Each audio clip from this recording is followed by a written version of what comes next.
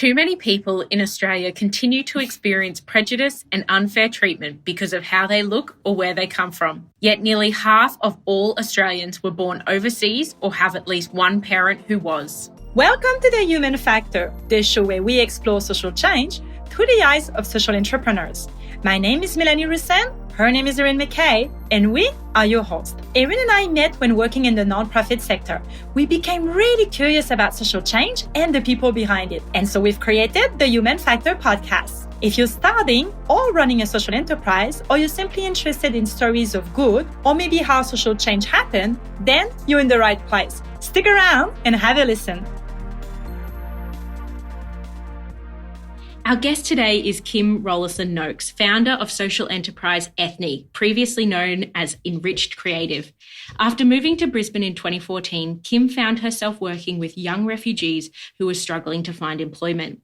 She discovered that young women from culturally diverse backgrounds experienced many barriers when it comes to finding employment in Australia. Anything from the lack of local work experience, language barriers, and unfortunate prejudices. Drawing on her experience in organising kids' parties, Kim created Ethni, a social enterprise hosting kids' parties, holiday workshops and family events as a way to provide meaningful employment for young women from culturally diverse backgrounds. These young women draw on their own cultural knowledge and creative talents to provide fun and engaging activities for all ages. So hi, Kim. Thank you so much for joining us on The Human Factor. Fill in the gaps in my intro and tell us how you describe yourself. Oh, thank you so much for having me on today. I think you've kind of nailed it in that background. But I guess how would I describe myself? Mostly I'll describe myself as a people person. I've always loved working with people and really had that vision of making a difference in others' lives. I never thought I'd necessarily be a social entrepreneur, but the one thing I suppose that's always stuck with me from a young age and through this early journey of my career is a quote, be the change you want to see in the world. And I think as I've kind of gone through the last 10 years of my life, particularly working in non-profit, I really started to see many challenges, but also many opportunities in how we address those challenges. So I suppose working with people has always been my big passion, and that's how I've kind of come to create Ethni and start this journey as a bit of an unlikely social entrepreneur. That's fantastic. So Kim, as the CEO of a diverse organization like Ethni, I'm sure no day is the same. So what does a typical day look like for you? Oh gosh, you're definitely right that there is no day is the same. And I'm not even sure there is a typical day in my life. As with all kind of early startup social enterprises, we kind of require that ability to be a bit of a jack of all trades, I guess. So I can go from, within a day, I can go from deep strategic planning sessions and financial forecasting to, having a coffee and a chat with one of my young women about her goals and her future, to going to one of my kids' programs and embarrassing myself with some kind of horrific white girl dance moves. So there's, no doubt I definitely feel like every day is this kind of jack of all trades and a little bit of a master of none at times. But there is definitely never a dull moment. So what is the thing that most people don't know or understand about the challenges young women from culturally diverse backgrounds face in Australia? I mean, especially when it comes to finding employment. I think we see different cultures and at a surface level really understand that there are differences. But I think perhaps we don't fully understand what those differences really mean and really look like day to day, kind of in the way that we live or our ability to be full and participating members of our communities through things like being able to get a job. And I suppose the other thing to say is that every culture is different, and the challenges that each of the young women that I work with vary really greatly. From those who have had quite traumatic and challenging journeys to Australia to those who were born here to migrant parents. But I think many of the challenges, the big thing I've kind of found, and one of the really driving forces for me behind starting Ethni is for a young woman, they face quite unique challenges, particularly with the coming together of two identities. being often their kind of traditional culture or expectations with their kind of families, but also that identity of wanting to fit in with Australia and Australian culture, and to being able to make the most of the opportunities that then exist for them here in Australia.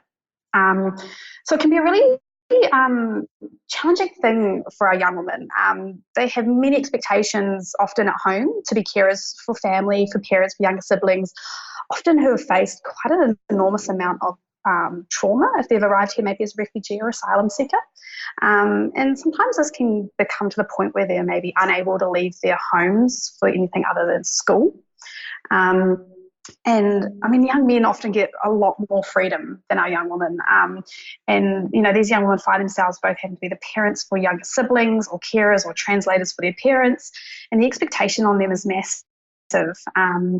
And then, of course, they're here in Australia, they're seeing these opportunities in education, they're trying to make new friends, they're trying to settle into schools, they're learning new languages, they're learning this kind of cultural norms.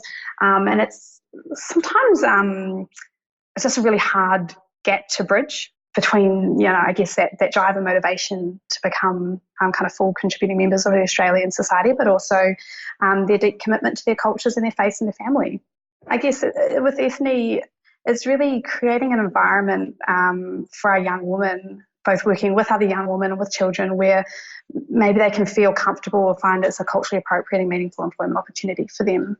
I love the concept of Ethni. We learnt about it at the Impact Boom Elevate pitch night, where you're bringing unique experiences from other cultures to parties and events and really adding something quite special to those events. Can you tell us the story about how Ethni came to be? Oh, gosh. So the Ethni journey, I guess, really began about 12 years ago, and that's kind of scary now to think it was that long ago, when I was at university back in New Zealand, and I started my own small jewellery making business, which eventually kind of evolved into doing kids' beading parties. I loved working with kids, and I found that kind of the parties to be a little bit more of a profitable revenue stream than just selling the handmade jewellery I was making. And when I left New Zealand, I left that kind of behind to move to Australia in 2012. And I guess it always sat in the back of my mind as something I could start in Australia as a little side income or kind of continue on. But by the time I kind of got to Brisbane in 2014, I started thinking a little bit about it more, starting it back up again. But I guess at that point I realised that I could no longer just run a business for the sake of making money. I've been working in the non-profit sector, and I guess coming back to that passion I have for working with people and making a difference in people's lives, I realised that anything I started kind of had to have a bit of a social purpose behind it also. You know, don't get me wrong, I do love spending my weekends with kids, making sure they're not choking on beads, but I guess it felt it had to be kind of bigger than that. So as I kind of, the first couple of years in Brisbane, the idea kind of set in my mind, evolving and changing, still with the ultimate goal of kind of celebrating the cultures of Australia, but also kind of creating those training and employment pathways. So yeah, I guess as you mentioned in the kind of the intro, I had been working the last couple of years with a non-profit providing refugee and migrant settlement services. And I started to see this real need from our young people, particularly these young women, who were really struggling to kind of bridge that gap between education and employment. They were really overrepresented in education, but quite significantly underrepresented in employment, kind of compared to their Australian peers. And I could see that what was needed was more than kind of this tick box approach that often is the way for addressing these challenges. This idea, we'll put them into a certificate or put them into a diploma, and when they've got that piece of paper, then they'll be able to go get a job. And it just wasn't happening. It wasn't working. But we weren't able, often in non-profit, you're so stretched with so few resources to actually have that deep long-term work with individuals and working with them on that individual basis. So I guess that was when I started to think, well, how could I use my skills? How could I use my experience, things that I've done before, to create a place where I could provide that ongoing individual support and that really meaningful employment opportunities. And I suppose at the same time, so this is a really long answer, I suppose the other thing I noticed in Australia was that despite being a really kind of big melting pot of cultures, that there was also a big lack of kind of understanding and acceptance of different cultures, which was quite overt at moments. And I realized that a lot of the discrimination and lack of understanding really came from a lack of experience or chance to really meet or get to know someone from a different cultural background to really kind of understand their journey.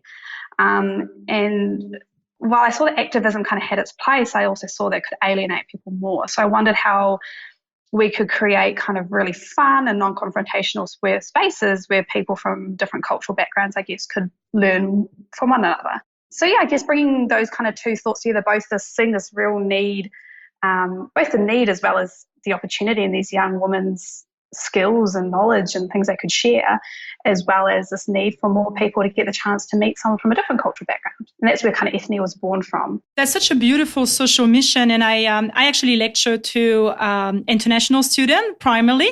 And it's beautiful to actually see how different culture can come and learn together. Obviously, I'm at university, I'm not with kids, but that I found that very interesting and a very good way to bring people together.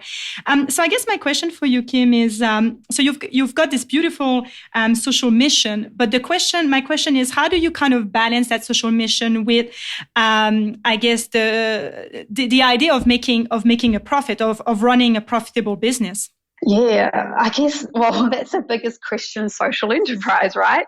I think it can be quite a fun line and a sliding scale, kind of, I guess, looking from non-profit right through to your kind of purely profit-driven business, where social enterprise and corporate social responsibility kind of sit side by side somewhere in the middle together. But there can be quite a bit of a difference between them. And I mean, every social enterprise is a little bit different in how they address, obviously, achieving their social mission as well as making a profit. And for that social mission to be meaningful, not just a tick box on a piece of paper to say that we did something, but actually to continue to really just focus on profit. And in reverse, I suppose, for social enterprises to be able to,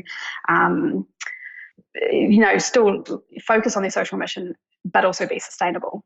So I suppose for myself and for Ethni, it was all about kind of people and building a business around those people. So my social mission for me wasn't just a side thought, but the point of difference in what I do, if that makes sense. So my social enterprise wouldn't exist, and the services and the products and the things that I provide wouldn't exist without my young women. They're both my social mission, I guess, as well as my key to profitability. So the more I invest in them, in their training and their support, and in getting them job ready, not just for myself, but for their futures here in Australia, the more they get from the experience, but also the higher quality programs I offer, which obviously in turn can lead to more participants and a greater profit. So this, of course, has its challenges because of the barriers that many of the young women I work with face. It can take a lot more time and investment to get them ready for facilitating my programs independently. But I guess on the flip side, these young women I've found come with such passion and drive and this kind of rich knowledge that most days I'm sure I'm kind of getting more out of the experience than they are, if that makes sense. So I guess to maybe just give you an example, I run a after-school creative arts program down in Logan at a primary school. And part of kind of what makes our after-school programs a bit different is that we partner with the sister high school next door to the primary school. And a group of the high school girls will come over and they'll help me, I'll train them up and they'll help me facilitate that program for the younger girls. So for this one we've been doing in Logan, we've been running it now for 6 months or 2 terms. We're coming into our 3rd term now. And over these kind of 2 terms, I've been investing a lot of time into getting these high school girls trained up. And they all bring different knowledge, their different cultural knowledge and their creative talents in to help run different activities for the girls each week. Coming now into term 3, these girls, they keep coming back. The high school girls keep coming back. They're every week. Some of them now have actually transitioned into paid facilitators with me and other programs, but they'll continue to run this program now without my help, independently, I guess with my help from more behind the scenes, but they will be running it independently themselves this term for the first time. So I suppose what it shows is that with that investment, I'm able to grow a sustainable social enterprise and programs that can run without me being there, as long as that support's given to those girls from the beginning. Oh, that is absolutely beautiful. I love that. Now, obviously, Ethni is still quite a young social enterprise. So, what would you say has been the most challenging part of your journey so far? I guess my journey so far would look like basically me throwing a bunch of darts at the dartboard, and only kind of figuring out once they've hit the wall or the roof or the floor that it was a terrible shot. So I think kind of with anything, it takes time to refine. When I started out, and this is just kind of the nature of my personality, I try to do everything all at once. And I realized really, really quickly that doing everything all at once meant that I wasn't doing anything particularly well. So it's kind of a whole new experience when you're suddenly watching your own money being spent with little or no outcome, or you're struggling to gain traction. You find that you have to refine and you have to pivot and you have to be prepared to just kind of keep pushing through to kind of keep your chin up, and just hope that one of those darts will eventually land somewhere. Being one of the challenging things is, having this grand idea and actually getting your hands dirty with it and starting to realize what works, what doesn't work, and learning it the hard way. I love that. Would you say that? So you've just mentioned, so trying to do everything at once. Would you say that's probably one of your biggest lessons learned through your journey? And I guess what advice would you have to other social entrepreneurs listening that they can take away and apply to their own cause?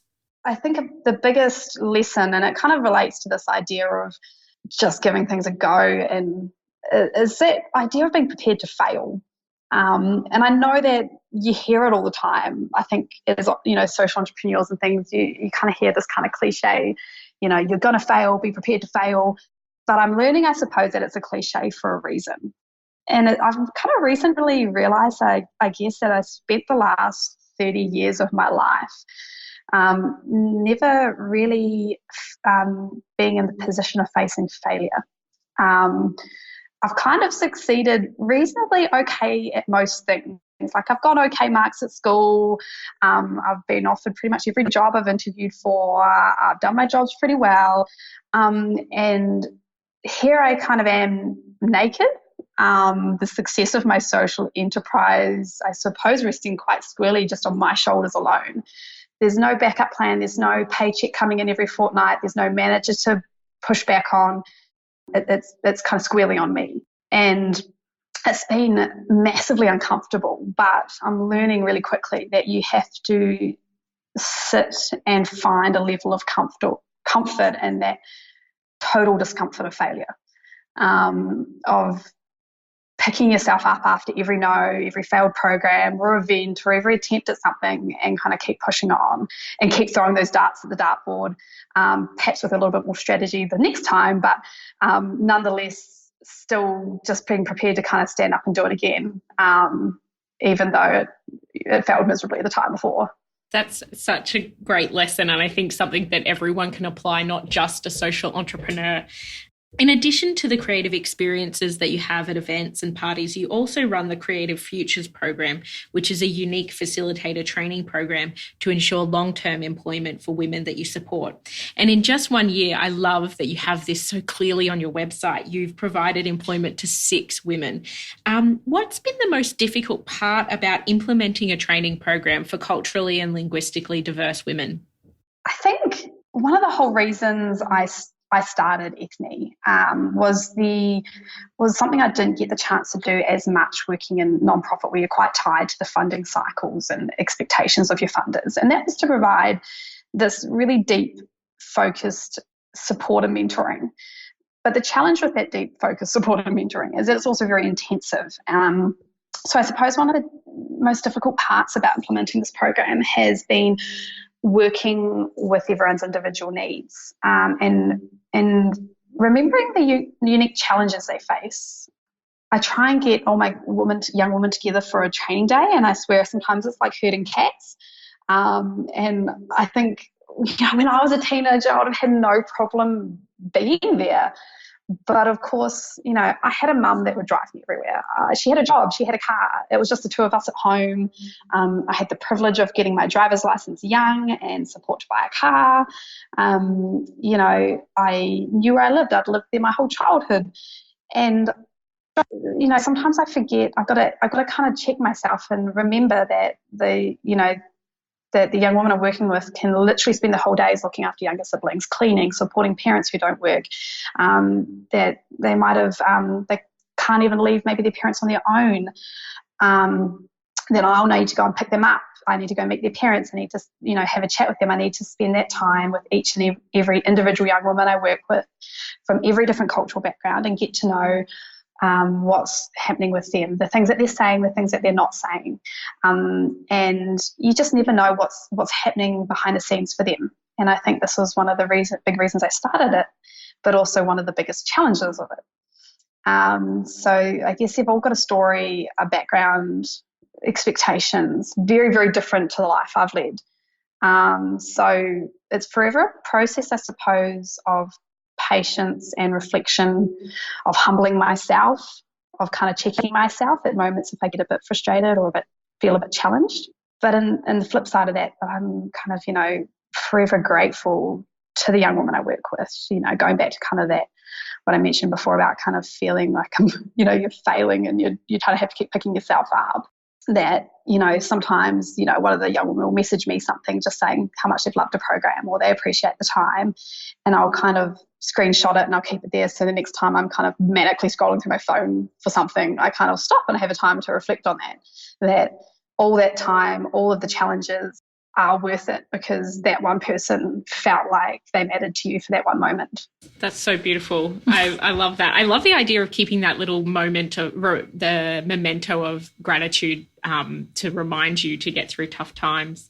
That's really beautiful. Yeah, I think it's so important, I'd say, to anyone who's thinking about starting or who is in the process of starting and having those moments of watching the darts fly at the floor, is you've got to have something front and center in front of you to remind you why you started in the first place, and to keep going back to that, because that's the only thing that will kind of keep you pushing through at the really tough moments. One of the things I really like from what you just said, Kim, is also like paying attention to the thing that they're saying, but also the thing that they're not saying. And I think really that's the key, because, people can do, surveys and things like that, but really there's a whole layer there of insight from the things that people are not saying. And I know that especially because, obviously I work, as I mentioned, with students from different culture, and it's not in everybody's culture to actually, be asking questions or be, challenging or openly in a classroom anyway.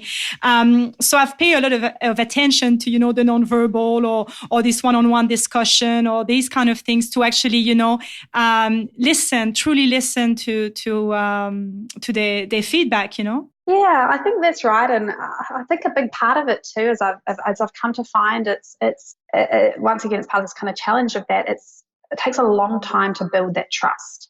I think it takes a long time to build trust with young people a lot of the time anyway, but a lot of these young people who might have experienced a lot of trauma or who come from different cultural backgrounds where openly talking about your challenges isn't really done. So it's, I can spend months, years working with someone who it takes some time to feel like they can trust you, to open up to you, to tell you really what's happening or what they really need support in. And what I've realized through programs like this that, I say my goal is employment. And sure, it's great that I could give them some part-time employment running a birthday party on the weekend. But it's much, much bigger than this, in the sense that we've got these young women who are who's struggling with this identity, these crisis of identity in terms of bringing two different identities together, who are trying to settle, to make a life for themselves, to find their future. I, as a young woman, struggled with that, let alone kind of being put into a country that was not my own and a culture that was not my own. So through, I guess, this training program, as well as the bigger concept of Ethni, it's really actually about providing a space where these young women can feel safe, where they can feel they can belong, where they can share their experiences and their lives with each other, as well as with myself if I'm the right person for that. And eventually, I guess, my ideal is that I actually kind of make myself redundant in the process, that the young women that I'm working with now will eventually kind of move into the point where they can become the new mentors, they can become the new supporters to new facilitators coming through, and provide that ear to listen to the person who will understand their challenges even more so than I do. So it's kind of, I guess, hopefully a self-sustaining process where they'll support each other as they go forward. That's beautiful. I love the idea of social enterprises and charities doing themselves out of business. Yep. Hopefully in a year or so, I won't be needed. So we are coming to the end of our interview, and for our final questions, we always like to do a bit of a lightning round. And so we like our guests to answer with the first thing that comes to mind. They could be about Ethni or anything you'd like. And with that in mind, the first question is, what are you most excited about today? Well, the first thing that came to my mind is the new year. And by the new year, I mean like the new financial year, because it's July. But I guess this year, on a professional level, has really been about kind of refining and rebranding and finding this way forward, with this kind of dartboard throwing. And for myself personally, I've made a move to the Gold Coast and getting into a lifestyle that I really enjoy down there. So I suppose I'm quite excited because now things have settled down. It's kind of time to hustle. So yeah, that's what I'm kind of excited the next 12 months of holding for me. Kim, I've actually also just moved to the Gold Coast, so I'm also very excited about that. Yeah, I've been getting into the beach and up into the bush for walks, and I just love the outdoors. So it's kind of a nice balance. I kind of always said that people fill my heart, but nature feeds my soul. So I kind of have to have this kind of equal balance of both. Absolutely. What was the first thing that was holding you back from starting Ethni, Kim? Definitely that fear of failure. I think there's always a reason.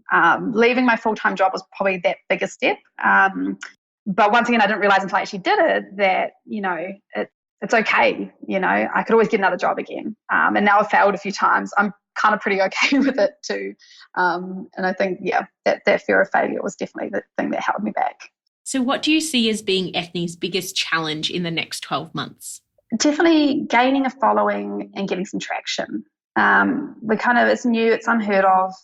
It's getting parents to start to trust in our brand and to take a chance to engage with us. I've got this great group of facilitators that I've been really working intensively with. Now it's about building profitable programs for obviously to create them employment, but also to build a sustainable business. Definitely getting that traction with parents. You've given us a few advice for other social entrepreneurs, but I'm curious to know, Kim, what is the best advice that you have ever received? You get so much advice over your life, and every piece of advice, I guess, has different meaning at different times. But this one kind of has recently stuck with me. Someone told me that if the answer isn't a hell yes, then it's a no. And this really helped me, as I'm a terrible yes person. This really helped me to learn how to say no to things that really aren't adding to my vision, aren't pushing forward that vision, both personally and professionally. Oh, that's awesome. I just saw Mel be writing it down. I'm going to use that one, Kim. It is so good. And I actually think it now when someone asks me, can you do this? I'm just like, was my first reaction to that hell yes? And I was like, no, it wasn't. No, sorry, I can't do that. So sadly, it is time to wrap up. If you could leave us with a few words that our listeners would really take to heart today, what would they be? If you have a dream or a vision for something, just start. All those barriers, I sat on this idea for years. And although it was, it took me to feel like I was at the time that was right for me to do it, at the same time, there was a point where I just had to jump. And all those barriers that you think are in the way, they really can be overcome if you're committed enough. But being paralyzed by fear of starting is the biggest kind of barrier of all, I suppose. So just start and be prepared to fail and prepared to commit. You've just mentioned, Kim, that one of your biggest challenge over the next 12 months is to gain a bit of a following. So just to wrap up our interview, I just wanted to know what are the best way to reach out to you, but also get involved with Ethni? Yes, well, please jump on our social medias. You can find us on Facebook and Instagram, ethni.aus, AUS. Jump on our website and learn a bit more about kind of what we do and what we offer, which is ethni.com.au. So that's ethni.com.au. Or email us at hello@ethni.com.au. We would love to hear from you anytime. Wonderful. Thank you so much, Kim, for joining us on The Human Factor today. Thank you.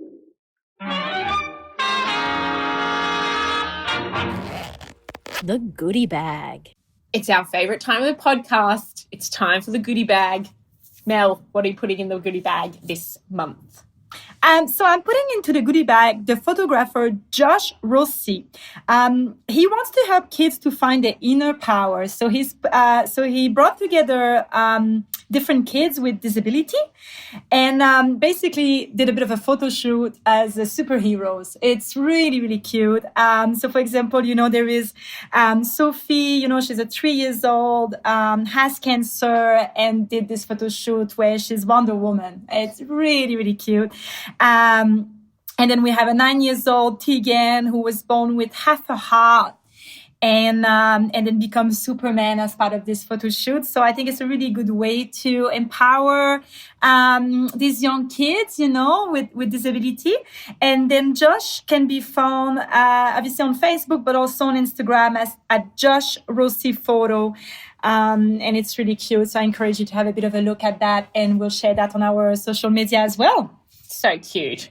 So I am actually putting in, this is a bit of a left field one, I'm putting in Ford, the Ford Motoring Company. Said what? Into the goodie bag, specifically for something that they've launched in the US called Ford Go Ride. So it's an on-demand service. It's for non-emergency medical shuttle service. So for patients who are elderly or those with wheelchairs or with mobility challenges, to help them get to their medical appointments. So this is instead of having to take a taxi or take in some cases, an ambulance, because that's the only way that they can get to their medical appointments. So Ford have actually launched this last year in America, and the drivers are specifically trained to work with people who are elderly or have mobility challenges, unlike taxi or Uber drivers. And because they're booked specifically through the medical service, it means that these people are actually on time for their appointments rather than being late and facing fees or even not being able to see their practitioner after they've made the effort to get there. So I think it's really awesome and something that a lot of people don't necessarily think about until they actually need to access something like that. I know when my nana was quite elderly, well, that was a really big struggle for her because she was in a wheelchair. And so getting to her appointments were really difficult. So I think it's really awesome. So well done, Ford. And by the way, this podcast is not sponsored by Ford. But hey, Ford, if you'd like to sponsor the podcast, please get in touch. We'd love to take your money.